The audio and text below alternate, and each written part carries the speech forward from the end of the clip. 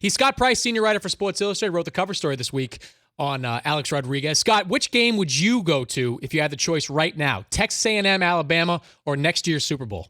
Texas A&M, Alabama. No brainer, right? Not even close. Yeah. Why would anyone want to choose the Super Bowl? What are your reasonings for the Alabama game? I mean, first of all, it's the feel of college football. It's Johnny football. It's Alabama. The game is going to be so overhyped, and yet I think it's going to live up to it. And the problem for me with the Super Bowl is that so often it's so overhyped and the game doesn't live up to it. Yeah, it's also, by the way, going to be a lot warmer. Yeah, and it's one of those games too, Scott, that I don't mind watching the Super Bowl on TV. I would be a little disappointed if I had the opportunity to go to the Alabama game and didn't get to go. Yeah. No, I agree. Yeah. I agree. Well, Scott Price, wrote the cover story on Alex Rodriguez in this week's issue of Sports Illustrated. Scott, how'd you get access to A-Rod? I still don't know, Chris, to tell you the truth. It's a little bit of a mystery, which is just, par for the course. And what I mean by that is, of course, SI.com, basically broke the story that sort of set this whole thing in motion in 2009. Selena Roberts with the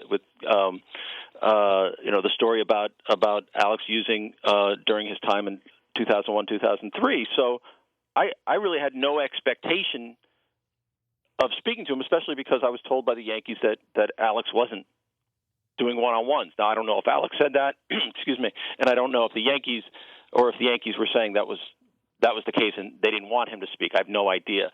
But I got there and I spent 2 days in Moosic, Pennsylvania, just up with Alex was rehabbing up at AAA Scranton and at the ballpark. And on a third day, on Saturday, after his press conference, he motioned me over and said, do you want to talk? Blah, blah, blah. We'll get it done. Let's talk tomorrow. And, of course, as you know, I'm not going to argue, and I wasn't going to spend a lot of time wondering why. Because, essentially, the story was originally, Alex Rodriguez, this is happening. What is our Alex Rodriguez problem? What is our obsession with this guy? Who knows? I mean, it was just sort of this sort of general sense that more than anything, here's an incredible talent looking at the absolute barrel of a gun at this point, and in a small town in Pennsylvania, minor league baseball, the incongruity of him being there was bizarre enough to attract me there. But then he wanted to speak. Did he dodge any of your questions? Well, I mean, he certainly wasn't going to talk about biogenesis. He wasn't going to talk about, he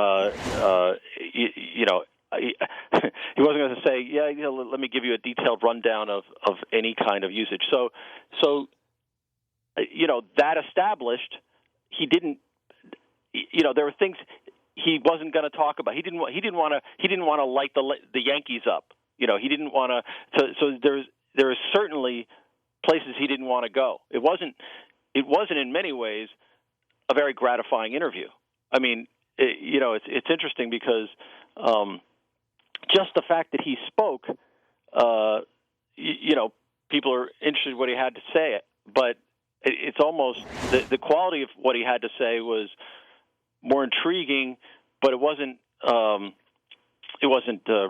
revelatory in the sense of there's any kind of admission of guilt or anything like that. So, it was the thing about Alex Rodriguez is that it's like going down a rabbit hole. You don't know if what he's saying is delusional. You don't know if it's spin. You don't know if it's delusional spin, meaning that he's spinning it, but it's so obviously spun that you can't, that he's delusional, that he thinks you're going to believe it. You know what I'm saying? I mean, he says he wants to go back to being a baseball player and keep things simple and so on and so forth.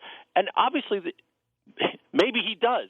That would be nice. If it was all about baseball, not about all the ancillary things in his life. This is what he's telling me, and I'm thinking, yeah, but a little bit too late for that. I mean, and yet. So you sit there and you think, well, can he possibly be saying this? He's saying, I want to be a role model again. I want, I know my supporters feel me, my daughters feel me, my fans feel me. There's this element there of you're watching this unspool and you're thinking, what mind is sort of what is the construct of the mind that is saying this in this situation? I mean, as you know, suspensions are looming. His relationship with the Yankees is utterly fractured at this point. It's just it's surreal. He's Scott Price, senior writer for Sports Illustrated, wrote the cover story on Alex Rodriguez in this week's issue of the magazine. Scott, you sort of touched on the whole role model thing, and you paint a picture of A-Rod as a guy who is still trying to repair that reputation. From your conversation with him, does he actually believe that's possible? Does he actually believe that he can unsully what he's done to his career? I cannot imagine that to be true. What I mean is, I can't believe that he believes this to be true. I mean, I don't know if he's sending out a flare just to his daughters as sort of like just to say this and then have it on the record.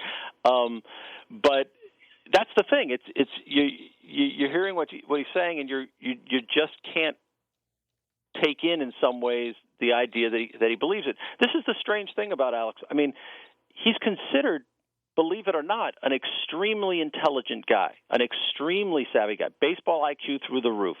All this stuff, very polished. We all know this. And not only that, but someone who's extremely aware of his image and the impact of how he is perceived. And yet, at the same time, he almost constantly says things that are slightly off or tin-eared that sort of contradict the idea that he's a super intelligent guy. He does not understand in some ways a guy who's so self-conscious and so interested in how he's perceived doesn't understand how he's being perceived. And in some ways, everybody sees through Alex but Alex, at least on the surface. Whether or not it's all a show, it's impossible to say. On the other hand, I have no idea what the purpose of such a show would be.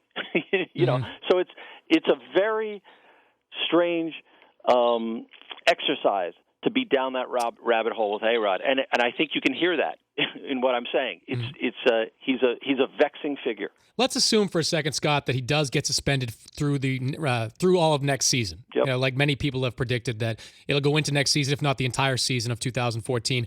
What do you think A-Rod's going to do? Would he sit out that time, or do you expect him to try to, we talked about early in the show, be like Mr. Baseball and go over and play in Japan for $10 million?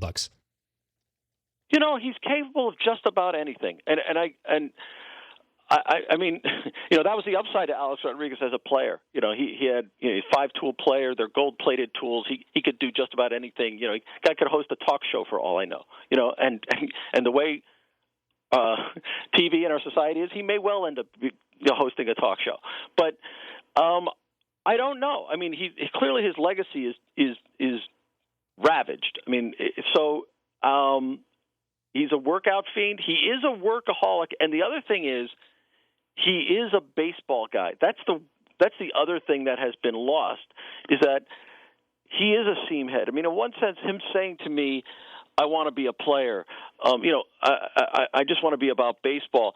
There is a scintilla of truth there, I think, which is this is the one place he feels comfortable. Everybody, even his harshest critics, know that this guy knows baseball. He's obsessed with the game, and he loves talking it for hours on end, all the minutia of it. And so, yeah, I could see him somehow, being rented out to or renting himself out to whatever, so go to the Dominican, whatever. I can see him cropping up somewhere in some completely unforeseeable place. Absolutely. Good to talk to you, Scott. Thanks for coming on. Thanks so much. That's Scott Price, senior writer, Sports Illustrated, wrote the cover story on this week's Alex Rodriguez in this week's Sports Illustrated. Yeah.